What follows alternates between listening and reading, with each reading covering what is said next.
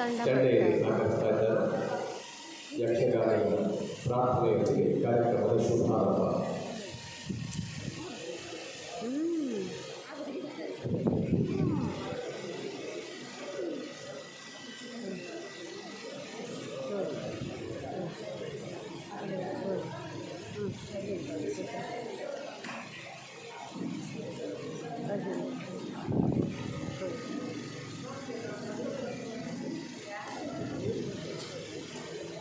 ಅದಿಲ್ಲದೆ ಹಾಗೆ ಹೇಳಿದ್ದು ಅಂದರೆ ಅವರು ಮನೆಯವಕ್ಕೆ ಎಲ್ಲರಿಗೂ ಒಂದಿಗೆ ಸಿಕ್ಕಿದಂಗೆ ಆಗ್ತಲ್ಲ.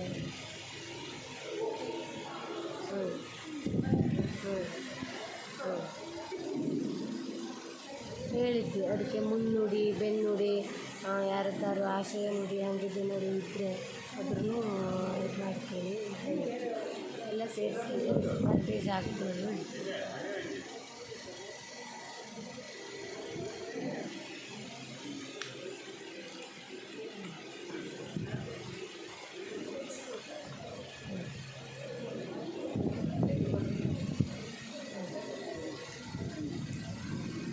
Okay, bye. Love you.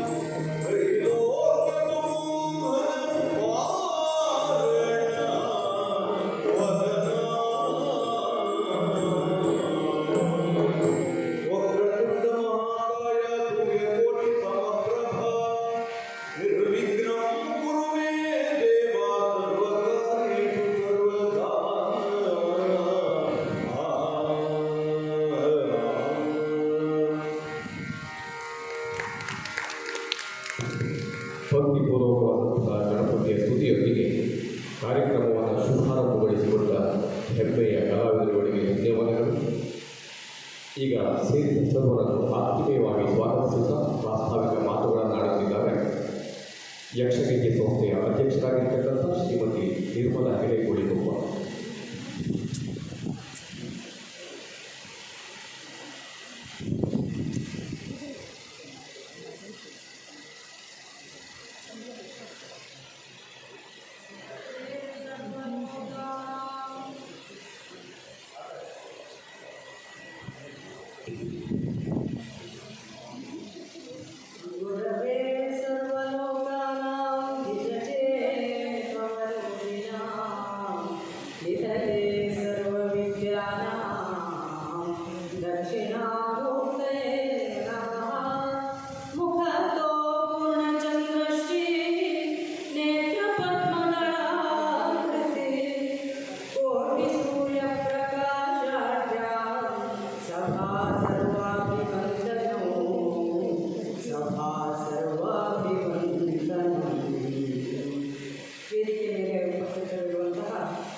ಸರ್ವ ಗಣ್ಯಮಾನ್ಯರಿಗೂ ವಂದಿಸುತ್ತಾ ಆತ್ಮೀಯ ಕಲಾವಿದರುಗಳೇ ಹಾಗೂ ಯಕ್ಷಗಂಗೆಯ ಸಹೋದರ ಸಹೋದರಿ,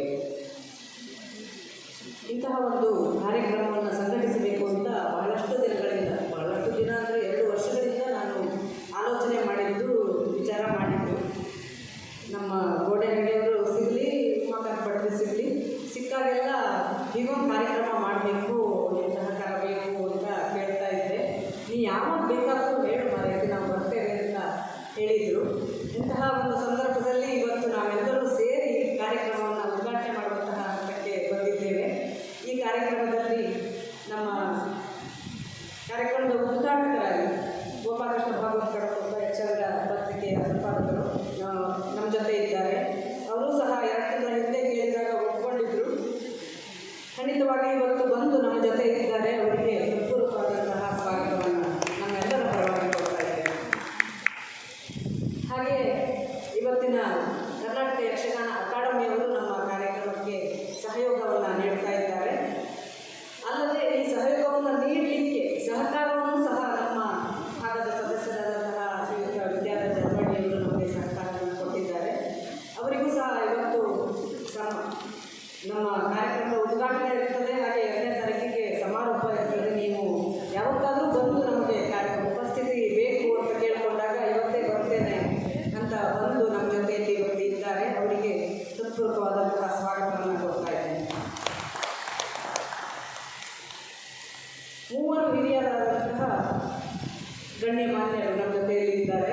ಈ ಕಾರ್ಯಕ್ರಮಕ್ಕೆ ನನಗೆ ರೂಪುರೇಷೆಯನ್ನು ಹಾಕಿಕೊಟ್ಟವರು, ಹೀಗಿರಬೇಕು ಅಂತ ನಾನು ಹೇಳಿದಾಗ ಹಾಗೆಯೇ ನನಗೆ ಬೇಕಾದ ಹಾಗೆ ಹೊಂದಿಕೊಂಡು ಕಾರ್ಯಕ್ರಮಕ್ಕೆ ಮಾರ್ಗದರ್ಶನವನ್ನು ಮಾಡಿದವರು. ಮೊದಲನೇದಾಗಿ ವಿದ್ಯಾವಾಚಸ್ಪತಿ ವಿದ್ವಾನ್ ಉಮಾಕಾಂತ್ ಭಟ್ರವರು. ಅವರ ಮನೆಯ ಬಳಿಯಲ್ಲೇ ಹೋಗಿ 1-2 ಸಲ ತೊಂದರೆ ಕೊಟ್ಟಿದ್ದೇವೆ. ಹಾಗೆ ನಮ್ಮ ಸಲುವಾಗಿ ಅವರು ಶಿಷ್ಯವರೆಗೂ ಬಂದಿದ್ದಾರೆ. ಪ್ರತಿಯೊಂದು ಸಂದರ್ಭದಲ್ಲಿಯೂ ಸಹ ಪ್ರಸಂಗದ ಆಯ್ಕೆ ಇರಲಿ, ಪ್ರಸಂಗದ ಪದ್ಯಗಳ ಆಯ್ಕೆ ಇರಲಿ, ಎಲ್ಲ ಸಂದರ್ಭದಲ್ಲಿಯೂ ನಮಗೆ ಜೊತೆಯಲ್ಲಿದ್ದು ಸಹಕರಿಸಿದವರು ವಿದ್ಯಾವಾಚಸ್ಪತಿ ವಿದ್ವಾನ್ ಉಮಾಕಾಂತ್ ಭಟ್ರು. ಅವರಿಗೂ ಸಹ ಸ್ವಾಗತವನ್ನು ಕೊಡ್ತಾ ಇದ್ದೇನೆ. ಹಾಗೆ ಹಿರಿಯರಾದಂತಹ ಗೋಡೆ ನಾರಾಯಣ ಹೆಗಡೆಯವರು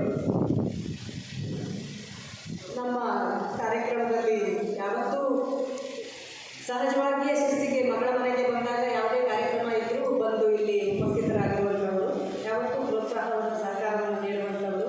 ಇವತ್ತು ಈ 5 ದಿನಗಳ ಕಾರ್ಯಕ್ರಮಕ್ಕೆ ನಮ್ಮ ಜೊತೆಯಲ್ಲಿ ಇರ್ತೇನೆ ಅಂತ ಬಂದಿದ್ದಾರೆ. ಹಾಗೆ ಇವತ್ತಿನ ಕಾರ್ಯಕ್ರಮದಲ್ಲಿ ಸನ್ಮಾನಿತರು ಹೌದು. ಅವರಿಗೆ ಹೃತ್ಪೂರ್ವಕವಾದಂತಹ ಸ್ವಾಗತವನ್ನು ಕೊಡ್ತಾ ಇದ್ದೇನೆ.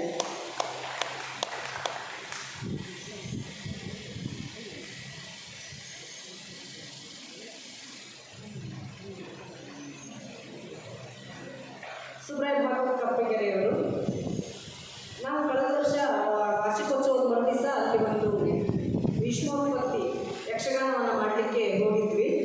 ಅಲ್ಲಿ ಅವರು ಪದ್ಯದ ನಡೆಯನ್ನು, ಆ ಪದ್ಯದ 10 ಕಡೆ ಮುಕ್ತಾಯವನ್ನು ಕೇಳಿದಾಗ ನಾವು ಇವರಿಂದ ಕಲಿಯೋದು ಬಹಳಷ್ಟಿದೆ ಅನ್ನುವಂತಹ ಒಂದು ಆಲೋಚನೆ ನಮಗೆ ಬಂತು. ಆ ಸಂದರ್ಭದಲ್ಲಿ ನಾವು ಕೇಳ್ಕೊಂಡು ಬಂದಿದ್ವಿ, ಹೀಗೊಂದು ಅವಕಾಶ ಬಂತು ಅಂತ, ಅದನ್ನು ನಾವು ಕಲಿಸ್ಕೊಳ್ತೇವೆ, ಖಂಡಿತ ಬರಬೇಕು ಅಂತ. ಹಾಗಾಗಿ ಈ 5 ದಿನಗಳ ನಮ್ಮ ಈ ಕಲಿಕಾ ಶಿಬಿರಕ್ಕೂ ಸಹ ನಮ್ಮ ಜೊತೆಯಲ್ಲಿ ಇದ್ದು ಸಹಕಾರ ಕೊಡುವುದಕ್ಕಾಗಿ ನಮ್ಮ ಜೊತೆಯಲ್ಲಿ ಇವತ್ತಿನ ಸನ್ಮಾನಿತರು ಕೂಡ ಅವರು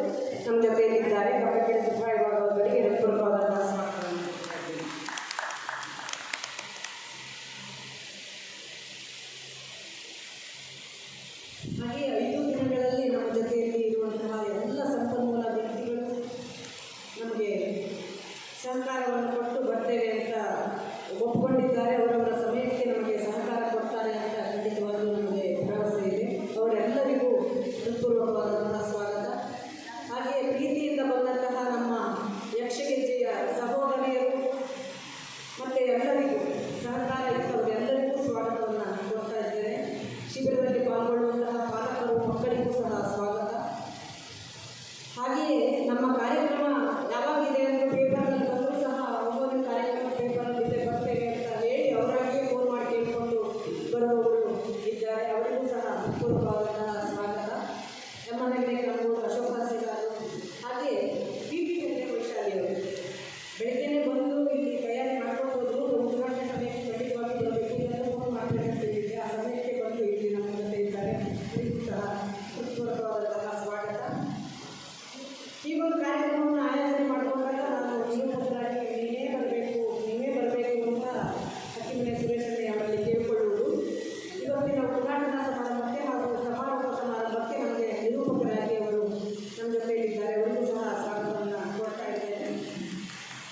ಹಾಗೆಯೇ ಪತ್ರಿಕೆಯಲ್ಲಿ ಪ್ರಕಟಿಸಿದಂತಹ ಪತ್ರಕರ್ತರಿಗೂ ಇನ್ನು ಮುಂದೆ ನಮಗೆ ಸಹಕರಿಸುವಂಥವರಿಗೂ ಮೈಕ್ನಲ್ಲಿ ಕಿರಣ್ ಅವರಿದ್ದಾರೆ. ಅವರಿಗೂ ಸಹ ಸ್ವಾಗತವನ್ನು ಕೊಡ್ತಾ ಇದ್ದೇನೆ. ಹೀಗೆ ಎಲ್ಲರಿಗೂ ಸ್ವಾಗತವನ್ನು ಕೊಡಿ. ಕಾರ್ಯಕ್ರಮದ ಮೂಲಕ ಒಂದು ಸಣ್ಣ ವಿಚಾರವನ್ನು ಅಷ್ಟೇ ಹೇಳ್ತೇನೆ. ಆಮೇಲೆ ನಮ್ಮ ಅಮ್ಮಕ್ಕನ ಭಟ್ರು ಎಲ್ಲರಿಗೂ ಸಹಕಾರ ಮಾಡುವವರು ಎಲ್ಲ ಸಂದರ್ಭದಲ್ಲೂ ನಮ್ಮ ಜೊತೆಯಲ್ಲಿ ಇದ್ದವರು ಅವರು ವಿಸ್ತೃತವಾಗಿ ಆ ಕುರಿತಾಗಿ ನಮಗೆ ತಿಳಿಸಿಕೊಡ್ತಾರೆ. ಪ್ರಸಂಗಾವಧಾನ ಅಂತ ಒಂದು ಕಾರ್ಯಕ್ರಮವನ್ನು ಇಟ್ಟುಕೊಂಡು ಹೆಸರು ಕೊಟ್ಟವರು ಪ್ರಸಂಗಾವಧಾನ ಹೆಸರು ಕೊಟ್ಟವರು ಗಜಾನನ ಕೋಟೆಯಲ್ಲಿ ಪ್ರಾರ್ಥನೆಯನ್ನು ಮಾಡಿಕೊಟ್ಟಂತಹ ನಮ್ಮ ಯಕ್ಷಗೀತೆಯ ಮಾರ್ಗದರ್ಶಕರು ಗಜಾನನ ಕೋಟೆಯವರಿಗೂ ಮತ್ತೊಬ್ಬ ಮಾರ್ಗದರ್ಶಕರಾದಂತಹ ಶಂಕರ್ ಭಾಗವತರಿಗೂ ನಮ್ಮದೇ ಸಂಸ್ಥೆಯ ವಿದ್ಯಾರ್ಥಿಯಾದಂತಹ ಚಂದನ್ ಹೆಗಡೆ ಇವರಿಗೂ ಸಹ ಹೃತ್ಪೂರ್ವಕವಾದಂತಹ ಸ್ವಾಗತವನ್ನು ಕೋರ್ತಾ ಇದ್ದೇನೆ. ಹಾಗೆಯೇ ನಮ್ಮ ಮಾರ್ಗದರ್ಶಕರಾದಂತಹ ಗಜಾನನಲ್ಲಿ ನಾನು ಹೇಳಿದೆ ಈ ಒಂದು ಕಾರ್ಯಕ್ರಮ ಆಗಬೇಕು ಅಂತ. ಅವರು ಖಂಡಿತವಾಗಿ ಹಿರಿಯರೆಲ್ಲ ಇದ್ದಾರೆ, ಅವರನ್ನ ಕೇಳ್ಕೊಂಡು ಮುಂದುವರಿಯೋಣ ಅಂತ ಮಾಡಿದ್ರು. ಪ್ರಸಂಗವನ್ನು ಎರಡೇ ಪಾತ್ರಗಳನ್ನು ಇಟ್ಟುಕೊಂಡು ಆ ಮೂಲಕವಾಗಿ ನಾವು ಯಾವ ರೀತಿ ಸಂದೇಶವನ್ನು ಕೊಡಬಹುದು, ಸಮಯ ಮಿತಿಯಲ್ಲಿ ನಾವು ಪ್ರಸಂಗವನ್ನು ಪ್ರೇಕ್ಷಕರಿಗೆ ಕೊಡೋದು ಹೇಗೆ ಅಂತ ನಾವು ಕಲಿಬೇಕು. ಯಾಕೆಂದರೆ ನಾವು ಇನ್ನೊಂದು ತಾಳಮದ್ದಲೆ ಅನ್ನುವಂತಹ ಒಂದು ಅಭಿಯಾನವನ್ನು ಹಾಕಿಕೊಂಡು ಮಹಿಳೆಯರು ತಾಳಮದ್ದಲೆಯನ್ನು ಕಲಿಕೆಯನ್ನು ಮಾಡುತ್ತಾ ಪ್ರದರ್ಶನ ಮಾಡ್ತಾ ಬಂದಿದ್ದೇವೆ 2 ವರ್ಷಗಳಿಂದ. ಈ ಸಂದರ್ಭದಲ್ಲಿ ಕೆಲವೊಂದು ಆ ಕಥೆಗಳ ನಡೆ ಗೊತ್ತಿರೋದಿಲ್ಲ, ಪದ್ಯಗಳ ನಡೆ ಗೊತ್ತಿರೋದಿಲ್ಲ. ಆ ಸಂದರ್ಭದಲ್ಲಿ ನಾವು 2 ಪಾತ್ರಗಳನ್ನು ಇಟ್ಕೊಂಡು ಮುಖ್ಯವಾದ 2 ಪಾತ್ರಗಳು ಆ ಕಥೆಯಲ್ಲಿ ಮುಖ್ಯ ಪಾತ್ರವನ್ನು ವಹಿಸಿದ್ದಾರೆ. ಅವುಗಳಿಂದ ನಮಗೆ ಸಂದೇಶ ಸಿಗ್ತದೆ. ಅದು ನಾವು ಕೆಲವೊಂದು ಸಲ ನಾವು ಹೆಚ್ಚಿಗೆ ಮಾತಾಡೋದಕ್ಕೆ ಹೋಗ್ತೇವೆ ಅಥವಾ ಆ ಕಥೆಯನ್ನು ಬಿಟ್ಟು ಹೋಗ್ತೇವೆ, ಕೊನೆಯಲ್ಲಿ ಸಂದೇಶ ಕೊಡೋದಕ್ಕೆ ಮಾಡ್ಕೊಳ್ತೇವೆ. ಇವೆಲ್ಲ ಆಗೋದ್ರಿಂದ ಅದನ್ನು ಇಂತಹ ಹಿರಿಯರಿಂದ ನಾವು ನಡೆದಾಗ ಅದೊಂದು ನಮಗೆ ಮುಖ್ಯವಾದಂತಹ ಒಂದು ತರಬೇತಿ ಆಗ್ತದೆ ಅಂತ ಭಾವಿಸಿಕೊಂಡು ಈ ಒಂದು ಕಾರ್ಯಕ್ರಮವನ್ನು ಹಾಕಿಕೊಂಡಿದ್ದೇವೆ. ಇದಕ್ಕೆ ಸಹಕಾರವನ್ನು ಎಲ್ಲರಿಗೂ ಒಮ್ಮೆ ಸ್ವಾಗತವನ್ನು ಕೊಡ್ತಾ ಇದ್ದೇನೆ. ಕೆಳಗೆ ಕೂತ್ಕೊಂಡು ನಾವು ಅವರಾಗಿ ಇದ್ದಂತಹ ಪ್ರಸಂಗ ಹಳೆಯ ಪ್ರಸಂಗಗಳಿದೆ ಅಂತ ಹೇಳಿದಾಗ ಪ್ರಸಂಗ ಪುಸ್ತಕ ಯಾವುದು ಬೇಕು ಅಂತ ಕೇಳಿ ನಮಗೆ ಫೋನ್ ಮಾಡಿ ಸಹಕಾರವನ್ನು ಇದ್ದವರು. ಹಾಗೆಯೇ ಬೇಕಾದಾಗ ಪ್ರಸಂಗ ಪದ್ಯಗಳ ಆಯ್ಕೆ ಸಂದರ್ಭದಲ್ಲಿ ಪ್ರಸಂಗ ಪುಸ್ತಕವನ್ನು ಸಹ ಮುಗಿಸಿದವರು. ಅವರಿಗೂ ಸಹ ನಾನು ಈ ಸಂದರ್ಭದಲ್ಲಿ ನಮ್ಮ ಜೊತೆಗೆ ಇದ್ದಾರೆ. ಬೆಳಗಿಂದ ಸ್ವಾಗತವನ್ನು ಕೊಡ್ತಾ ಇದ್ದೇನೆ. ಮತ್ತು ಯಾರಾದರೂ ನಮ್ಮ ವಿಜಯನಳಿನಿ ಮೇಡಮ್ ಕಾರ್ಯಕ್ರಮ ಹೀಗಿದೆ ಅಂತ ಅಂದ್ಕೊಂಡು ಹೊಸ ಕಾರ್ಯಕ್ರಮ ಅನ್ನೋದು ಒಂದು ಕುತೂಹಲ ನೋಡಲಿಕ್ಕೆ ನಾನು ಎಲ್ಲ ದಿವಸ ಇರ್ತೇನೆ, ನಿಮ್ಮ ಜೊತೆಯಲ್ಲಿ ಸಹಕಾರ ಕೊಡ್ತೇನೆ ಅಂತ ಇದ್ದು ಅವರು ಸಂಪನ್ಮೂಲ ವ್ಯಕ್ತಿಯಾಗಿ ಕೂಡ 30 ತಾರೀಕು ನಮ್ಮ ಜೊತೆಯಲ್ಲಿ ಇರ್ತಾರೆ. ನಮ್ಮ ವಿಷಯದ ಕುರಿತಾಗಿ ನಮಗೆ ಮಾಹಿತಿಯನ್ನು ಕೊಡ್ತಾರೆ. ಇವತ್ತು ನಮ್ಮ ಜೊತೆಯಲ್ಲಿ ಉಪಸ್ಥಿತರಿದ್ದಾರೆ. ಅವರಿಗೂ ಸಹ ಸ್ವಾಗತ. ಮತ್ತು ಎಲ್ಲ ಉಳಿದೆಲ್ಲರಿಗೂ ಯಾರಾದರೂ ಮಕ್ಕಳಿಗೆ ಕ್ಷಮಿಸಿ ಸ್ವಾಗತವನ್ನು ಕೋರಿ ನನ್ನ ಮುಂದಿನ ಕಾರ್ಯಕ್ರಮಕ್ಕೆ ಅಣಿ ಮಾಡಿಕೊಳ್ಳಬೇಕು ಅಂತ ಕೇಳ್ಕೊಳ್ತಾ ಇದ್ದೇನೆ. ಧನ್ಯವಾದ. ಸೇರಿದ ಸರ್ವರನ್ನು ಆತ್ಮೀಯವಾಗಿ ಸ್ವಾಗತಿಸಿದ ಕಾರ್ಯಕ್ರಮದ ಕುರಿತಾಗಿ ಪ್ರಾಸ್ತಾವಿಕ ನುಡಿಗಳನ್ನಾಡುತ್ತಾ ಯಕ್ಷಗೀತೆ ಸಂಸ್ಥೆಯ ಶ್ರೀಮತಿ ನಿರ್ಮಲಾ ಹೆಗಡೆ ಉಳಿಕೊಪ್ಪರ್ ಅವರಿಗೆ ಧನ್ಯವಾದಗಳು. ಈಗ ಕಾರ್ಯಕ್ರಮದ ಅಂತ್ಯಘಟ್ಟ ಜ್ಯೋತಿ ಬೆಳಗಿಸುವ ಮೂಲಕವಾಗಿ ಉದ್ಘಾಟನೆ ಶ್ರೀಯುತ ಗೋಪಾಲಕೃಷ್ಣ ಬಾಬು ಯಕ್ಷರಂಗ ಪತ್ರಿಕೆಯ ಸಂಪಾದಕರು ಜ್ಯೋತಿ ಬೆಳಗಿಸುವುದರ ಮೂಲಕವಾಗಿ ಕಾರ್ಯಕ್ರಮವನ್ನು ಉದ್ಘಾಟಿಸಿಕೊಳ್ಳಬೇಕು. ಕಾರ್ಯಕ್ರಮದ ಅಧ್ಯಕ್ಷರು ಹಾಗೂ ಅತಿಥಿಗಳು ಸಹಕರಿಸಬೇಕೆಂದು ಕಳಕಳಿಯಲ್ಲಿ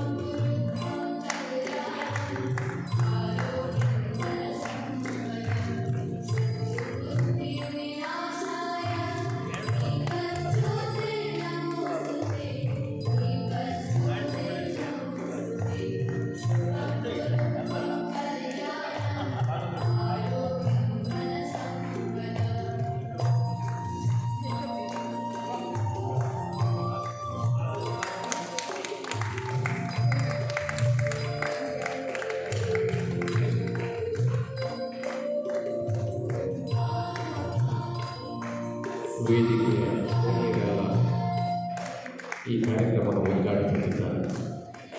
ಇದು ಕೇವಲ ಜ್ಯೋತಿಯಲ್ಲ, ಸಾಂಸ್ಕೃತಿಕ ಜ್ಯೋತಿ.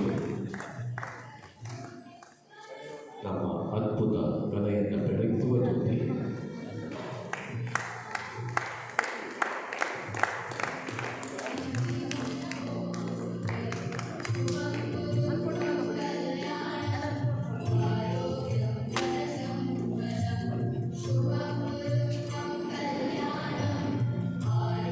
ವಿಶಿಷ್ಟ ಕಾರ್ಯಕ್ರಮದ, ಅಪರೂಪದ ಕಾರ್ಯಕ್ರಮದ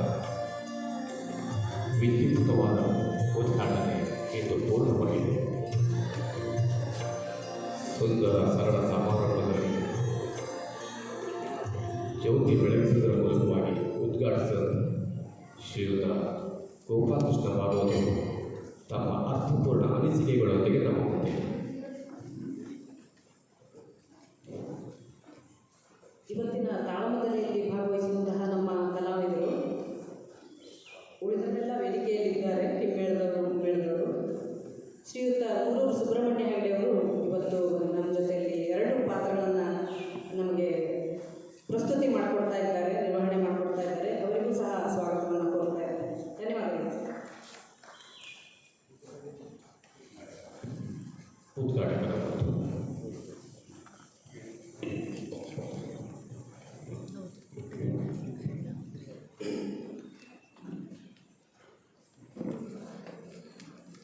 ಶಿರಸಿಯ ಯಕ್ಷಗೆಜ್ಜೆ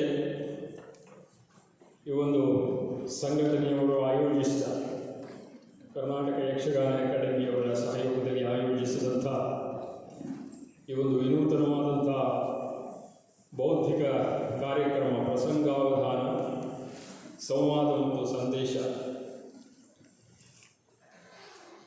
ಈ ಕಾರ್ಯಕ್ರಮದ ಉದ್ಘಾಟನಾ ಸಮಾರಂಭದ ಅಧ್ಯಕ್ಷತೆಯನ್ನು ವಹಿಸಿರುವ ಹಿರಿಯ ಯಕ್ಷಗಾನ ಕಲಾವಿದರ ಅಕಾಡೆಮಿಯ ಸದಸ್ಯರಾದ ಸನ್ಮಾನ್ಯ ಜಲವಳ್ಳಿ ವಿದ್ಯಾಧರ್ ಅವರೇ,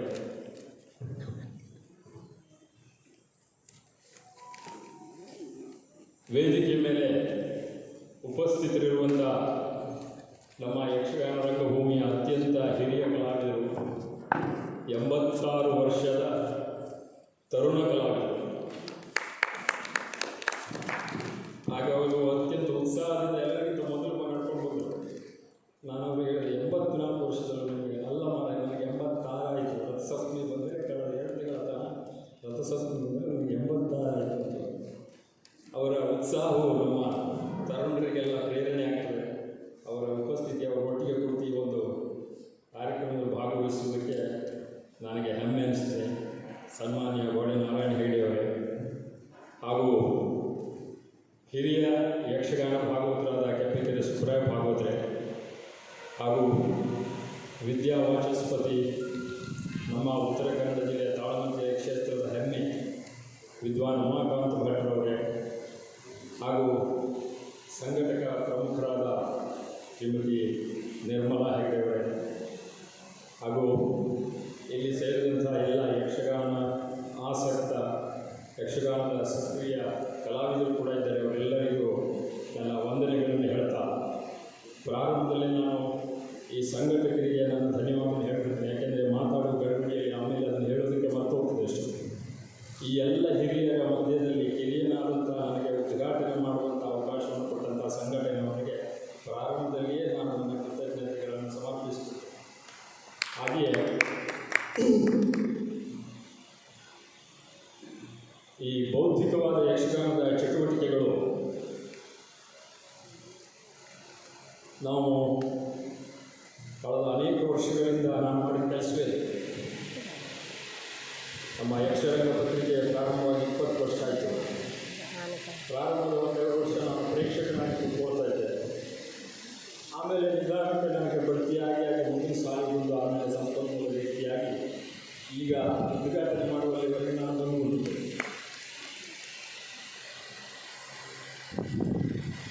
ಬೌದ್ಧಿಕ ಚಟುವಟಿಕೆಗಳು ಎಷ್ಟು ಯಕ್ಷಗಾನದಲ್ಲಿ ನಡೀತದೆ ಅಂತಂದರೆ, ಬಹುಶಃ ಯಾವ ಕ್ಷೇತ್ರದಲ್ಲೂ ಇದು ನಡೆಯುವುದಿಲ್ಲ. ನೀವು ಶಾಸ್ತ್ರೀಯ ಸಂಗೀತ ಕ್ಷೇತ್ರಕ್ಕೆ ಹೋಗಿ, ಭರತನಾಟ್ಯಕ್ಕೆ ಹೋಗಿ, ಅಲ್ಲೇ ಶಾಸ್ತ್ರೀಯ ಕ್ಲಾಸ್ ನಡೀತಿದ್ರು ಕೋವಿಡ್ ಶಾಸ್ತ್ರೀಯ ಸಂಗೀತ ಅಂದರೆ ಏನು ಆಗ ಈಗಿನ ಚರ್ಚೆ ಅಲ್ಲಿ ಎಲ್ಲಿಯೂ ನಡೆಯುವುದು. ಯಕ್ಷಗಾನದಲ್ಲಿ ನಾವು ಕಳೆದ 50-60 ವರ್ಷದಿಂದ ಎಷ್ಟು ವಿಸ್ತಾರವಾಗಿ ಬೌದ್ಧಿಕ ಚಟುವಟಿಕೆಗಳನ್ನು ಮಾಡಿದ್ದೇವೆ ಅಂತಂದರೆ ನಮ್ಮ ಪಾದಕರು ಇಷ್ಟಪಟ್ಟಿರುತ್ತಾರೆ. ಒಂದು 3,000ರಷ್ಟು ಸಂಶೋಧನಾತ್ಮಕ ವೈಚಾರಿಕ ಬರಹಗಳು ಯಕ್ಷಗಾನದಲ್ಲಿ ಪುಸ್ತಕಗಳು 3,000. ಕೇವಲ 2-3 ಜಿಲ್ಲೆಗೆ ಇರುವಂತಹ ಈ ಕಲೆಗೆ ಇಷ್ಟು ಬೌದ್ಧಿಕವಾಗಿ ನಾವು ಚಟುವಟಿಕೆ ಮಾಡಿದ್ದೇವೆ ಹೇಳೋದು ತುಂಬ ಹೆಮ್ಮೆಯ ವಿಚಾರ. ಬಹುಶಃ ಶಾಸ್ತ್ರೀಯ ಕಲೆಗಳು ಅಂತ ಹೇಳಿಕೊಳ್ಳುವಂಥ ಕಲೆಗಳ ಒಟ್ಟು ಲೈಬ್ರರಿ ಇರುವ ಪುಸ್ತಕ ತಂದರೆ ಆ ಸಂಖ್ಯೆಯಲ್ಲಿ ಇರಲಿಕ್ಕೆ. ಆದರೆ ನೋವಿನ ದುರದೃಷ್ಟಕರದ ಸಂಗತಿ ಅಂತಂದರೆ ಮುಖ್ಯವಾಹಿನಿಯ ಯಕ್ಷಗಾನ ಮತ್ತು ಈ ಬೌದ್ಧಿಕ ವಲಯ ಯಕ್ಷಗಾನದಲ್ಲಿ ಅದರ ನಡುವೆ ಇರುವಷ್ಟು ದೊಡ್ಡ ಕಂದಕ ಅಂತರ ಬಹುಶಃ ಬೇರೆ ಯಾವ ಭೂಮಿಯಲ್ಲಿಲ್ಲ ಅಂತ ಅನಿಸ್ತದೆ. ಹಾಗಾಗಿಯೇ ದೊಡ್ಡ ಸಮಸ್ಯೆ ಅಂದರೆ ನಮ್ಮ ಸಂಶೋಧನೆ ನಡೆದಿದೆ, ಆದರೆ ಅದು ಮುಖ್ಯವಾಹಿನಿಯಲ್ಲಿ ಅದು ಪ್ರತಿಫಲಿಸ್ತಾ ಇದೆ. ಯಕ್ಷಗಾನದ ಭಾಗವತಿಕೆ ಬಗ್ಗೆ ನಡೆದ ಸಂಶೋಧನೆಗಳ ಬಗ್ಗೆ ಭಾಗವತಿಗೆ ಏನು ಗೊತ್ತು? ಪ್ರಸಂಗ ಸಾಹಿತ್ಯ ಛಂದಸ್ಸಿನ ಬಗ್ಗೆ ಇಡೀ ಜೀವಮಾನವನ್ನು ತೆಗೆದಂಥ ವಿದ್ವಾಂಸರು, ಆದರೆ ಅವರು ಯಾರು ಅಂತಲೇ ಪ್ರಸಂಗಕರ್ತರಿಗೆ ಎಷ್ಟೋ ಜನಕ್ಕೆ ಗೊತ್ತಿಲ್ಲ. ಅಭಿನಯದ ಬಗ್ಗೆ ತಲಸ್ಪರ್ಶಿ ಅಧ್ಯಯನ ಮಾಡಿ ಇಷ್ಟಿಷ್ಟು ದೊಡ್ಡ ಪೇಜ್ ಲೆಕ್ಕದಲ್ಲಿ ಪುಸ್ತಕ ಬರೆದಿದ್ದಾರೆ. ಅವರ ಪರಿಚಯ ನಮ್ಮ ವೇಷಧಾರಿಗಳಿಗಿಲ್ಲ. ಈ ಬೌದ್ಧಿಕ ಅಂತರ ಕಡಿಮೆಯಾಗಿ ಇದ್ದರೆ ಈ ಸಂಶೋಧನೆಗಳ ಸುಮ್ಮನೆ ಪುಸ್ತಕದಲ್ಲಿ ಲೈಬ್ರರಿಯಲ್ಲಿ ಅದು ನಾವು ಜನರಿಗೆ ಮುಖ್ಯವಾಗಿ ಯಕ್ಷಗಾನದ ಉದಯೋನ್ಮುಖ ಕಲಿಕೆಯಲ್ಲಿ ಆಸಕ್ತರಾದಂಥ ತರುಣರಿಗೆ ನಾವು ಅದರ ಸಂಪರ್ಕ ಬರುವಂಥ ಕೆಲಸವನ್ನು ಇಂಥ ಬೌದ್ಧಿಕ ಚಟುವಟಿಕೆಗಳು ಮಾಡ್ತವೆ ಅಂತ ನಾನು ನಂಬಿಕೊಂಡಿದ್ದೇನೆ. ಯಾಕೆ ಅಂತಂದರೆ ನಮ್ಮಲ್ಲಿ ಯಕ್ಷಗಾನದ ಈ ಬೌದ್ಧಿಕಾಂತರ ಕಡಿಮೆ ಹೆಚ್ಚಿರುವುದಕ್ಕೆ ಕಾರಣ ಏನೆಂದರೆ ನಮ್ಮ ಕಲಿಕೆಯ ಸಿಸ್ಟಮ್ ಮುಖ್ಯ ಕಾರಣ. ಯಕ್ಷ ಶಿಕ್ಷಣದಲ್ಲಿ ಯಾವುದೇ ಶಿಕ್ಷಣ ತಜ್ಞರಿಗೆ ಯಾವುದೋ ಒಂದು ಮಗುವಿಗೆ ಯಾವುದೇ ಒಂದು ವಿಷಯವನ್ನು ನೀವು ಕಲಿಸುವಾಗ ಪ್ರಾರಂಭದಲ್ಲಿ ನೀವು ಯಾವುದರಿಂದ ಪ್ರಾರಂಭಿಸ್ತೀರೋ ಅದಕ್ಕೆ ತುಂಬ ಮಹತ್ವವಿದೆ ಅಂತ ಆ ಮಗು ಅಥವಾ ಆ ವಿದ್ಯಾರ್ಥಿ ಕೊನೆಯವರೆಗೂ ತಿಳ್ಕೊಳ್ತಾರೆ. ಯಕ್ಷಗಾನದಲ್ಲಿ ನಾವು ಯಕ್ಷಗಾನ ಕಲಿಸುವಾಗ ಹೆಜ್ಜೆಗಾರಿಕೆಯಿಂದ ಕಲಿಸ್ತೇವೆ. ಹಾಗಾಗಿ ನೋಡಿ, ಇವತ್ತು ರಂಗಸ್ಥಳದಲ್ಲಿ ಕುಣಿತ ಬಿಟ್ಟು ನಾವು ಯಕ್ಷಗಾನ ತಿಳ್ಕೊಂಡು ಅರ್ಧ ಗಂಟೆ ಕುಳಿಯುವವರು ಕೂಡ 1-2 ನಿಮಿಷ ಒಂದು ಸ್ಪರ್ಧೆಗೆ ಸರಳಾನವನ್ನು ಕೂಡ ಹೇಳೋದಿಲ್ಲ. ಇದಕ್ಕೆ ಮೂಲಭೂತ ಕಾರಣ ಏನಂತಂದರೆ ನಮ್ಮ ಕಲಿಸುವ ಶಿಕ್ಷಣದ ಪಠ್ಯದಲ್ಲಿ ಸಿಸ್ಟಮ್ನಲ್ಲಿರುವಂಥ ದೋಷ. ನಿಜವಾಗಿ ಯಕ್ಷಗಾನ ಕಲಿಕೆ ಹೆಜ್ಜೆಗಾರಿಕೆಯಿಂದ ಪ್ರಾರಂಭ ಆಗಬಾರ್ದು. ಕುಮಾರವ್ಯಾಸ ಭಾರತ, ಜೈಮಿನಿ ಭಾರತದಂಥ ಸಾಹಿತ್ಯಗಳ ಪ್ರಸಂಗದ ಓದಿನಿಂದ ಪ್ರಾರಂಭವಾಗಿದೆ.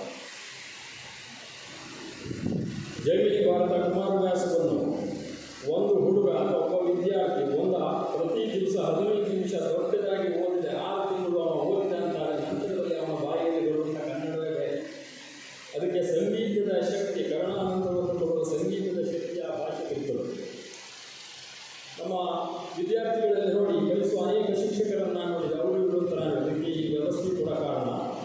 ಶಿಕ್ಷಕರಿದ್ದಾರೆ, ಅದಕ್ಕೆ ಶಿಕ್ಷಕರು ಹೊಣೆಯಲ್ಲ, ಪಾಲಕರು. ಒಂದು ಆಟಕ್ಕಾಗಿ ಈ ವಿದ್ಯಾರ್ಥಿಗಳನ್ನು ತಯಾರು ಮಾಡುವ ಸಿಸ್ಟಮ್ಸ್ ತಪ್ಪು. ಒಂದು ಆಟಕ್ಕಾಗಿ ಹವ್ಯಾಸಿಗಳು ತಯಾರಾಗೋದು ತಪ್ಪು. ಒಂದು ಆಟಕ್ಕಾಗಿ ಮಹಿಳೆಯರು ತಯಾರಾಗೋದು ತಪ್ಪು. ಯಕ್ಷಗಾನದ ಮೂಲಭೂತವಾದಂಥ ಸಂಗತಿಗಳನ್ನು ಹೆಜ್ಜೆ ಇರ್ಬೋದು, ತಾಳ ಇರ್ಬೋದು, ಆಗ ಇದನ್ನು ಪೂರ್ತಿ ಕಲಿಬೇಕು.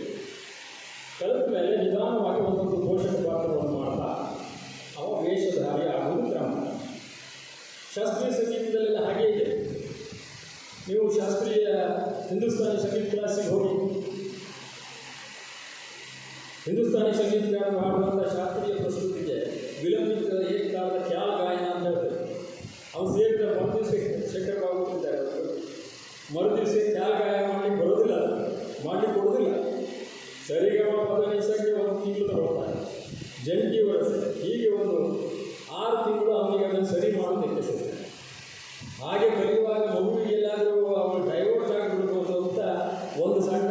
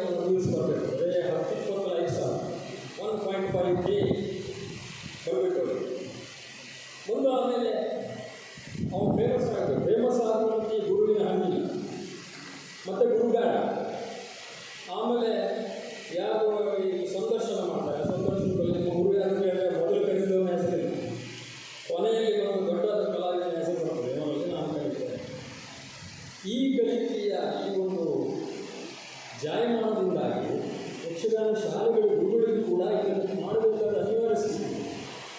ನಾವು ಅದನ್ನು ಎಲ್ಲರೂ ಸೇರಿ ಹೊರ ತರಬೇಕು. ನಿಜವಾಗಿ ಯಕ್ಷಗಾನ ಕಲಿಕೆ ಹಾಗಲ್ಲ. ನಾವು ಸಾಹಿತ್ಯ, ಯಕ್ಷಗಾನದಲ್ಲಿ ಮಹತ್ವವಿರುವ ಸಾಹಿತ್ಯ, ಯಾಕೆಂದರೆ ಇದು ಕನ್ನಡದ ಪ್ರಾತಿನಿಧಿಕ ಕಲೆ. ಕನ್ನಡ ಭಾಷೆ ಅತ್ಯಂತ ಸಮೃದ್ಧವಾಗಿ ವಿಜೃಂಭಿಸುವುದು ಯಕ್ಷಗಾನದಲ್ಲಿ. ಆ ಭಾಷೆಯ ಮೂಲಕ ನೀವು ಮಕ್ಕಳಿಗೆ ಕಲಿತಾಗ ಅವನಿಗೆ ನಿಧಾನಕ್ಕೆ ನೀವು ಹೇಳ್ಕೊಳ್ಳೋದು ಬೇಡ. ಯಕ್ಷಗಾನ ಎಷ್ಟು ಗಂಭೀರ ಹೇಳೋದು ತಲೆ ಹೋಗ್ತದೆ. ಆವಾಗ ಅವನು ಅದನ್ನು ಗಂಭೀರವಾಗಿ ಸ್ವೀಕಾರ ಮಾಡಿದಾಗ ಎಲ್ಲ ಅನುಭವಗಳಲ್ಲೂ ಒಂದು ಸಮತೋಲನವನ್ನು ನಾವು ಕಾಣೋದಕ್ಕೆ ಸಾಧ್ಯ ಇರ್ತದೆ. ಇಲ್ಲದೆ ಹೋದರೆ ಎಷ್ಟೋ ಮಕ್ಕಳನ್ನು ನೋಡಿದ್ರೆ ನಮಗೆ ಬೇಸರ ಆಗ್ತದೆ. ಫೇಸ್ಬುಕ್ನಲ್ಲಿ ಒಂದು ಹುಡುಗಿಯ ಯಾವುದೋ ಭಾಗವತರ ಪತ್ರಿಕೆ ಹಾಕಿ ಕುಣಿತಾರೆ. ಆ ಹುಡುಗಿ ಕುಣಿಯೋದನ್ನು ನೋಡಿದ್ರೆ ಅವರಿಗೆ ಎಷ್ಟು ಸುಂದರವಾದ ಆಯ ಉಂಟು, ಎಂಥ ಲಯ ಉಂಟು, ಎಂಥ ಭಾವ ಉಂಟು. ಇಡೀ ಪ್ರತಿಭೆ, ಇಡೀ ಜೀವಮಾನ ಬರೇ ಯೂಟ್ಯೂಬ್ನ ಅನುಕರಣೆ ಮಾಡಿಯೇ ಕಳೀತಾರೆ. ಮಹಾನ್ ಕಲಾವಿದರಾಗಿ ಯೋಗಿಯಲ್ಲಿರುವ ಹುಡುಗರನ್ನು ನಾವು ಈ ರೀತಿಯಾಗಿ ಹಾಳು ಮಾಡ್ತಾ ಇದ್ದೀವಿ. ಇನ್ನು ಇದು ಕಲಿಕೆಗೆ ನಾನು ಹೇಳುವಂಥದ್ದು ತುಂಬ ಮಾತಾಡೋದಿಲ್ಲ. ಇಲ್ಲಿ ತಾಳಮದ್ದಲೆಯ ಅರ್ಥಗಾರಿಕೆಯ ಬಗ್ಗೆ ಇರುವುದರಿಂದ ನಾನು ಆ ವಿಷಯಕ್ಕೆ ಬರ್ತೇನೆ. ಪ್ರಸಂಗಾವಧಾನ, ಸಂವಾದ, ಇದರ ನನ್ನ ಅನುಭವದ ವ್ಯಾಪ್ತಿಯಲ್ಲಿ ಇಲ್ಲದನ್ನು ನಾನು ಹೇಳೋದಿಲ್ಲ. ಈ ಭೌತಿಕ ಚಟುವಟಿಕೆಗಳನ್ನು ನಾವು ಅನೇಕ ಕಾಲದಿಂದ ನಡೆಸ್ತಾ ಹೋಗ್ತೇವೆ.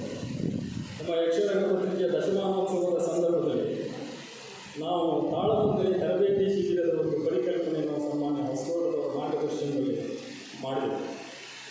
ತಾಳಮದ್ದಲೆಗೂ ಕೂಡ ಒಂದು ಔಪಚಾರಿಕವಾದ ತರಬೇತಿ ಬೇಕು ಎನ್ನುವುದಲ್ಲ. ಇಡೀ ಯಕ್ಷಗಾನ ರಂಗಭೂಮಿ ಪ್ರಥಮ ಬಾರಿ ಮಾಡಿದವರು ನಾವು ಯಕ್ಷರಂಗ ಪತ್ರಿಕೆಯಲ್ಲಿ. ಇದನ್ನು ಎಲ್ಲಿ ಬೇಕಾದರೂ ಉಲ್ಲೇಖಿಸಬಹುದು. ಉಳಿದಕ್ಕೆಲ್ಲ ಔಪಚಾರಿಕ ತರಬೇತಿ. ಹಾಗಿದ್ರೆ ಹೇಗೆ ಮಾಡಬೇಕು? ಹೊಸದವರು 2 ದಿವಸ 4 ಸೆಷನ್ ಮಾಡಿ ಪ್ರತಿಯೊಂದಕ್ಕೆ ಒಂದೊಂದು ಸಂಪನ್ಮೂಲ ವ್ಯಕ್ತಿತ್ತು 3 ಕಡೆಗೆ ನಾವು ಅದನ್ನು ಮಾಡಿ ಉತ್ತರ ಕನ್ನಡ ಜಿಲ್ಲೆಯ ಭಟ್ಕಳದ ಮುರುಡೇಶ್ವರ, ಹೊನ್ನಾವರ ಸಮೀಪದ ಹೊಸಬಳೆ ಮತ್ತು ಶಿವಮೊಗ್ಗ ಜಿಲ್ಲೆಯ ಸಾಗರದಲ್ಲಿ 2 ದಿನದ ಒಂದು ಶಿಬಿರವನ್ನು ನಾವು ಮಾಡಿದೆವು. ಅದಕ್ಕೆ ತುಂಬ ಒಳ್ಳೆಯ ಪ್ರೋತ್ಸಾಹ ಸಿಕ್ತು. ತುಂಬ ಒಳ್ಳೆಯ ಪ್ರೋತ್ಸಾಹ ಅಂತಂದರೆ ಎಲ್ಲ ಪ್ರೇಕ್ಷಕರೆಲ್ಲ ಬಂದರು. ಅರ್ಥಧಾರಿಗಳು ಮಾತ್ರ ಬರಲಿಲ್ಲ. 100-150 ಜನ ಅರ್ಥಧಾರಿಗಳಿರುವ ಒಂದು ಊರಿನಲ್ಲಿ 2 ಜನ ಅದಕ್ಕೆ ಬಂದರು. ಆಮೇಲೆ ನಿಟ್ಟೂರು ಶಾಂತರಾಮ ಪ್ರಭುಗಳು, ಅಂದರೆ ಇದಕ್ಕೆಲ್ಲ ಗೊತ್ತಿದೆ, ಯಕ್ಷಗಾನ ತುಂಬ ದೊಡ್ಡ ವಿದ್ವಾಂಸರು, ತುಂಬ ಓದ್ಕೊಂಡವರು. ಯಕ್ಷಗಾನ ಅರ್ಥಗಾರಿಕೆಯ ಆಕರಗಳು ಎನ್ನುವ ಒಂದು ವಿಷಯದ ಮೇಲೆ ಅವರು ಅದ್ಭುತವಾಗಿ ಮಾತನಾಡ್ತಾರೆ. ಯಕ್ಷಗಾನ ಅರ್ಥ ಹೇಳುವುದು ಏನೇನೆಲ್ಲ ಯಾವ್ಯಾವ ಪುಸ್ತಕಗಳನ್ನು ಅಧ್ಯಯನ ಮಾಡಬಹುದು ಎನ್ನುವುದನ್ನು ಮಾತಾಡಿದರು. ಆಮೇಲೆ ಅದಕ್ಕೆ ಒಬ್ಬನೇ ಒಬ್ಬ ಅರ್ಥಧಾರಿ, ಅರ್ಥಧಾರಿ ಬಂದುಕೊಂಡಿದ್ದ. ಮುಗಿದ ಮೇಲೆ ಅವನು ಹೇಳಿದ, ಭಾಗವತರೆ ಇಂಥವ್ರನ್ನೆಲ್ಲ ಮತ್ತು ಭಾಷಣ ಕರೆಸಬೇಡಿ. ಏನು ಅಂತ ಕೇಳಿದೆ. ಇವರು ಯಾವ್ಯಾವ ಗ್ರಂಥವನ್ನು ಓದಬೇಕು ಅನ್ನೋ ಲೀಸ್ಟ್ ನೋಡಿದರೆ ನಾನು ಇನ್ನು ಅರ್ಥ ಬಿಡಬೇಕು ಮಾಡಿದೆ. ಇಷ್ಟೆಲ್ಲ ಓದಲಿಕ್ಕೆ ನನ್ನ ಹತ್ರ ಆಗುವುದಿಲ್ಲ. ಇಷ್ಟೊಂದು ಅಧ್ಯಯನ ಮಾಡಬೇಕು ಆದರೆ ಯಾವ ಹವ್ಯಾಸ ಯಾವುದನ್ನು ಅರ್ಥ ಆಗಲಿಕ್ಕೆ ಬರೋದಿಲ್ಲ. ಆದ್ದರಿಂದ ಇಷ್ಟೊಂದು ಲೀಸ್ಟ್ ಕೊಡುವವರು ಕರೆಸ್ತೀನಿ ಅಂತ ಹೇಳಿ. ಅಂದರೆ ತಾಳಮದ್ದಲೆ ಅರ್ಥಗಾರಿಕೆ ಅಂದ ತಕ್ಷಣ ಒಂದಿಷ್ಟು ಅಧ್ಯಯನ ಮಾಡೋದು, ತಿಳ್ಕೊಂಡದ್ದನ್ನೆಲ್ಲ ಬಂದು ಅಲ್ಲಿ ಹೇಳುವ ಭಾವನೆ, ತಪ್ಪು ಕಲ್ಪನೆ ಅನೇಕ ಇರುತ್ತೆ. ನಾನು ಈಗ ಇತ್ತೀಚೆಗೆ ಕೆಲವು ವರ್ಷಗಳಿಂದ ಭಾಗವತ ಮಾಡಲಿಕ್ಕೆ ಹೋಗ್ತೇನೆ. ತಾಳಮದ್ದಲೆ ಸಣ್ಣ ಹವ್ಯಾಸಗಳ ತಾಳಮದ್ದಲೆಗೆ ನಾನು ಪದ್ಯ ಹೇಳಬೇಕು. ಆ ತಾಳಮದ್ದಲೆಗೆ ನಾನು ಪದ್ಯ ಹೇಳಲಿಕ್ಕೆ ಹೋದ್ಮೇಲೆ ನನ್ನ ಭಾಗವತಿಗೆ ಏನಾಯಿತು ನನಗೆ ಗೊತ್ತಿಲ್ಲ. ಒಟ್ನಲ್ಲಿ ನಾನು ಅರ್ಥ ಹೇಳ್ಬೋದು ಗೊತ್ತಾಯ್ತು. ಕಾರಣ ಏನಂದರೆ ಪದ್ಯಕ್ಕೆ ಸಂದರ್ಭ ಬರುವುದಿಲ್ಲ. ಈಗ ಈ ಎಕ್ಸ್ಪೀರಿಯನ್ಸ್ಡ್ ಕಲಾವಿದರೊಟ್ಟಿಗೆ ಇಂಥ ಪದ್ಯ ಆದರೆ ನಮಗೆ ಅನುಭವ ಆಗುವುದಿಲ್ಲ. ಯಾಕೆಂದರೆ ಅವರು ಸಣ್ಣ ಮಕ್ಕಳಿಗೆ ಕೆಲವು ರೀತಿಯ ಸಂದರ್ಭವನ್ನು ಬರ್ತಿರ್ತಾರೆ. ಇವರು ಹಾಗಲ್ಲ. ಹವ್ಯಾಸಿಗಳ ತಾಳಮದ್ದಲೆಗೆ ಒಬ್ಬ ಭಾಗವತ ಪದ್ಯ ಹೇಳಿದ ಅಂತ ಆದರೆ ಅವನಿಗೆ ಆದಷ್ಟು ಪ್ರಸಂಗದ ಪ್ರಸಂಗದಲ್ಲಿ PhD ಮಾಡಬೇಕು. ಮರುದಿವಸ ಒಂದು ಪ್ರಸಂಗ ತಗೊಂಡ್ರೆ ಆ ಪ್ರಸಂಗದ ಎಲ್ಲಿ ಬರಬೇಕು, ಏನು ಬರಬೇಕು ನಾವು ವಿಚಾರ ಮಾಡ್ತಲೇ ಬಿಟ್ಕೊಳ್ಬೇಕಾಗುತ್ತೆ. ರಂಗಸ್ಥಳದಲ್ಲಿ ವೇದಿಕೆ ಮೇಲೆ ಮುಂದಷ್ಟು ಹೊತ್ತು ಅರ್ಥಧಾರಿ ಎಷ್ಟೊತ್ತಿಗೆ ಯಾವ ಬಗ್ಗೆ ಸಂದರ್ಭ ಬರ್ತಾನೆ ಹೇಳಿಕೊಡ್ತಾರೆ. ಅದಕ್ಕೆ ಅನುಗುಣವಾಗಿ ಅವನಿಗೆ ಎಚ್ಚರದಿಂದ ಕೂತ್ಕೊಂಡಾಗ ಮಾತ್ರ ಅವನ ಸಂದರ್ಭವನ್ನು ಬರಲಿಕ್ಕೆ ಕೊಡ್ತಾರೆ. ಆದ್ದರಿಂದ ಹವ್ಯಾಸಿಗಳ ಒಟ್ಟಿಗೆ ಈ ಭಾಗವತಿಕೆ ಮಾಡೋದ್ರಿಂದ ತಾಳಮದ್ದಲೆಯ ಅರ್ಥಗಾರಿಕೆಯ ಮೇಲೆ ನಾನೊಂದು ಪುಸ್ತಕವನ್ನು ಬರೆಯುವುದು ನನಗೆ ಮೆಟೀರಿಯಲ್. ಯಾಕೆಂದರೆ ಅಷ್ಟು ಅನುಭವ ಅದರಿಂದ ಆಗ್ತದೆ. ತಾಳಮದ್ದಲೆ ಅರ್ಥಧಾರಿಗಳಿಗೆ ನಾನು ಒಂದ್ಸಲ ನಾನು ಯಕ್ಷರಂಗದಲ್ಲಿ ಮೊದಲೇ ಬರುತ್ತೇನೆ. ತಾಳಮದ್ದಲೆ ಅರ್ಥಧಾರಿಗಳು ಸ್ಯಾಂಪಲಿಗಾಗಿ ವೇಷ ಮಾಡ್ತಾರೆ. ಮತ್ತು ಯಕ್ಷಗಾನ ವೇಷಧಾರಿಗಳು ಅರ್ಥಧಾರಿಗಳಾಗಬೇಕು ಅಂತಲ್ಲ, ತಮ್ಮ ವಾಚಿಕ ಮಾತಿನ ಅಂಗವನ್ನು ಸುಧಾರಿಸಿಕೊಳ್ಬೇಕು ಅಂತಾದರೆ ಪದೇ ಪದೇ ತಾಳಮದ್ದಲೆ ಅರ್ಥ ಹೇಳ್ತಾರೆ. ಇದು ಎರಡು ಇವತ್ತು ಆಗ್ತಾ ಇಲ್ಲ. ವೇಷಧಾರಿಗಳು ಅವರು ಆಡುತ್ತಿರ್ತಾರೆ, ತಾಳಮದ್ದಲೆ ಅರ್ಥಧಾರಿಗಳು ವೇಷ ಮಾಡುವುದಿಲ್ಲ. ವೇಷ ಮಾಡಿದಾಗ ತಾಳಮದ್ದಲೆ ಅರ್ಥಧಾರಿಗಳಿಗೆ ಹವ್ಯಾಸಿಗಳಿಗೆ ಡ್ರಾಮಾ ಸೆನ್ಸ್ ಬೆಳೀತು, ಶ್ರುತಿ ಜ್ಞಾನ ಬೆಳೀತು, ಲಯಜ್ಞಾನ ಬೆಳೀತು. ಪದ್ಯಕ್ಕೆ ಸಂದರ್ಭ ಕೊಡುವುದು ಅಂತಂದರೆ ಆ ಪದ್ಯದ ಸಂದರ್ಭ ತಂದು ನಿಲ್ಲಿಸಿಬಿಡೋದಲ್ಲ, ಅಥವಾ ಅದರ ಮೊದಲನೇ ಶಬ್ದವನ್ನು ಹೇಳಿಬಿಡೋದಲ್ಲ. ಅದು ತುಂಬ ಸೂಕ್ಷ್ಮವಾದ ಕುಸರಿ ಕೆಲಸ ಮಾಡುವಂಥ ಸಂದರ್ಭ. ಒಂದು ಪದ್ಯಕ್ಕೆ ಸಂದರ್ಭ ಕೊಡುವುದರಲ್ಲಿಯೇ ಮಹಾನ್ ಸಾಧನೆಯನ್ನು ಮಾಡಿದವರಿದ್ದಾರೆ. ಆ ಅರ್ಥ ಬರುವ ಹಾಗೆ ವಾಸುದೇವ ಸ್ವಾಮಿಯವರ ಒಂದು ತಾಳಮದ್ದಲೆಯಲ್ಲಿ ನನ್ನನ್ನು ಭಾಗವತ ಮಟ್ಟಕ್ಕೆ ಕರೆದಿದ್ದೆ. ಅಲ್ಲಿ ತೋಟದಲ್ಲಿ ಅವರು ರಸೀದಿ ಪುಸ್ತಕ ಹಿಡ್ಕೊಂಡು ಜೋಡಿ ಹಾಕೋದಲ್ಲಿ ಕೂತಿದ್ರು. ಆ ಕೃಷ್ಣಾರ್ಜುನ ಕಾಲದಲ್ಲಿ ಭೀಮನ ಅರ್ಥ ಆಗಲಿಕ್ಕೆ ಜನವೇ ಹವ್ಯಾಸಿಗಳಲ್ಲ. ಹಾಗೆ ಸ್ವಾಮಿಗಳಲ್ಲಿ ಭೀಮನ ಅರ್ಥ ಆಗಲಿಕ್ಕೆ ಜನ ಇಲ್ಲ, ಬನ್ನಿ ಹೇಳ್ತಾರೆ. ಅವರು ಅಲ್ಲೇ ಬೊಕ್ಸವನ್ನು ಜೇರಬೇಕು, ಸೀದಾ ಬಂದು ಎಲ್ಲರಿಗೆ ಕೂತಿದ್ರು, ಸೀದಾ ಬಂದು ಕೂತು ನಾಳೆ ಸಮಾರಂಭದಲ್ಲಿ ಹೇಳೋ ಭೀಮನ ಬಾಮಿನಿಗೆ ಅವರು ಸಂದರ್ಭ ಕೊಟ್ಟದ್ದು ನೋಡಿ ನನಗೆ ಇದು ಒಂದು ಅದ್ಭುತ ಅಂತ ಅನಿಸ್ತದೆ. ಅವ್ರು ಹೇಳಿದ್ರು, ನಿನಗೆ ಆತ್ಮಾರ್ಪಣೆ ಮಾಡಬೇಕು ಅಂತಾದರೆ ಇವತ್ತೇ ಆಗಬೇಕಲ್ಲ ಹೇಳೋದು.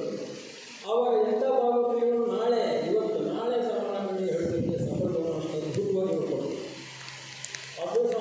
ಅದರಲ್ಲಿ ತುಂಬ ನಿಶ್ಚಿಂತರಾಗಿದ್ದಾರೆ. ಪದ್ಯದ ಸಂದರ್ಭ ಸನ್ನಿವೇಶ ಏನು ಎನ್ನುವುದನ್ನು ನಾವು ತಿಳ್ಕೊಳ್ಬೇಕಾದ್ರೆ ಒಂದು ಪ್ರಸಂಗದ ಸ್ಕೀಮನ್ನು ನಾವು ಮೊದಲು ಅರ್ಥ ಮಾಡ್ಕೊಳ್ಬೇಕು. ಅದಕ್ಕೊಂದು ಸ್ಕೀಮ್ ಇರ್ತದೆ, ಕಥೆ ಎಲ್ಲರಿಗೂ ಗೊತ್ತಿರಬೇಕು.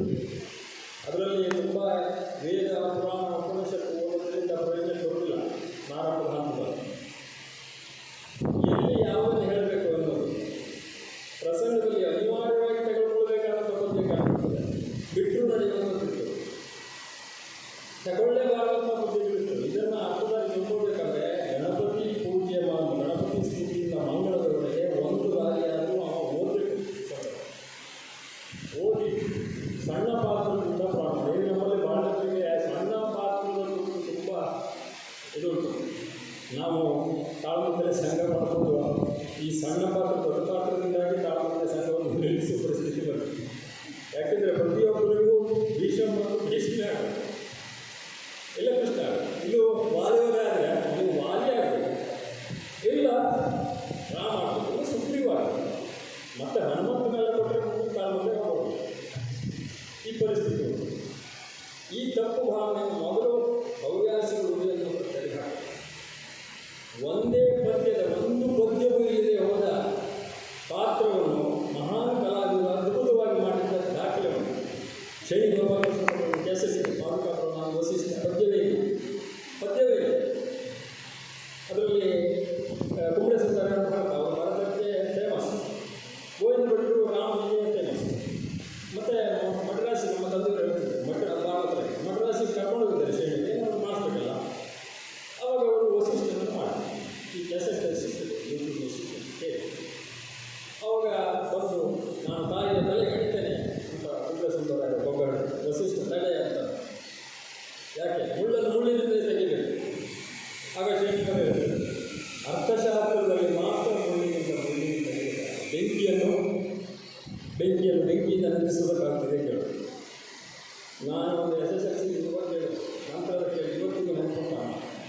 ಪದ್ಯವೇ ಇಲ್ಲದ ಪಾತ್ರದಲ್ಲಿಯೂ ಪಾತ್ರ ಕಾಣಿಸ್ಕೊಳ್ಳೋದು ಹೇಗೆ ನಮ್ಮ ದೊಡ್ಡ ಕಲಾವಿದರೆ ತೋರಿಸ್ಕೊಳ್ತಾರೆ. ವಿಟ್ಲ ಗೋಪಾಲಕೃಷ್ಣ ಜೋಶಿಯಂಥ ವೇಷಧಾರಿಗಳು ರಾವಣ ವಧೆಯ ದೂತ. ರಾವಣ ದೂತ ಏನಿದೆ, ಏನಿಲ್ಲ, ಒಂದು ಮೂರು ಬಗ್ಗೆ ಹಾಸ್ಯದ ಪಾತ್ರ.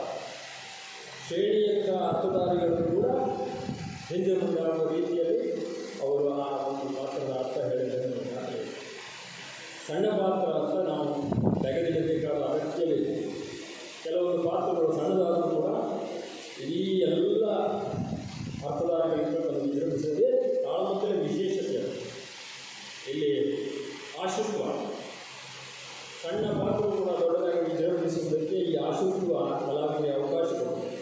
ಆದ್ದರಿಂದ ನಾವು ಮುಖ್ಯವಾಗಿ ಈಗ ಪ್ರಸಂಗವನ್ನು ಒಂದು ಸಣ್ಣ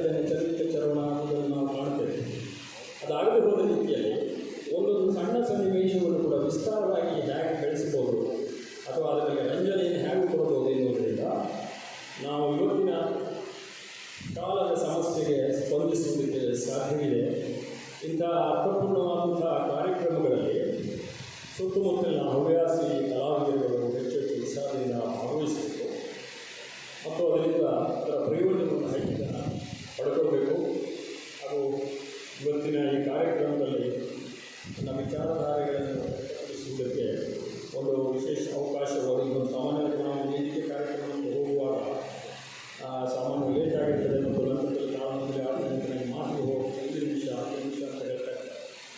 ಇವತ್ತು ನಮಗೆ ಮುಕ್ತವಾಗಿ ಅವಕಾಶ ಇದೆ. ನಡೆದು ಪ್ರಾರಂಭವಾದರೂ ಕೂಡ ಇವತ್ತು ಹೆಚ್ಚು ಮಾತನಾಡುವಂಥ ಅವಕಾಶ ನನಗೆ ದೊರಕುತ್ತದೆ.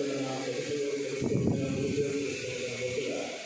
ಒಟ್ಟಿನಲ್ಲಿ ಬೌದ್ಧಿಕ ಚಟುವಟಿಕೆಗಳು ಹೆಚ್ಚು ಹೆಚ್ಚು ನಡೆಯಲಿ. ಯಕ್ಷಗಾನದ ಮುಖ್ಯವಾಹಿನಿಯ ಕಲಾವಿದರು ಮತ್ತು ಬೌದ್ಧಿಕ ಸಮುದಾಯದ ನಡುವೆ ಇರುವಂಥ ಅಂತರಗಳು ಕಡಿಮೆಯಾಗಲಿ. ಅದರಿಂದ ಯಕ್ಷಗಾನದಲ್ಲಿ ನಡೆದಂಥ ಚಿಂತನೆಗಳು ರಂಗಭೂಮಿಯಲ್ಲಿ ಪ್ರತಿಫಲಿಸುವಂತಾಗಲಿ ಅಂತ ಹೇಳ್ತಾ ಅವಕಾಶಕ್ಕಾಗಿ ವಂದಿಸಿ ನಿಮ್ಮೆಲ್ಲರೂ ಮತ್ತೊಮ್ಮೆ ವಂದಿಸಿ ನಿಮ್ಮ ಮಾತನ್ನು ಮುಗಿಸ್ತೇನೆ. ಈ ಕಾರ್ಯಕ್ರಮವನ್ನು ಜ್ಯೋತಿ ಬೆಳಗ್ಗೆ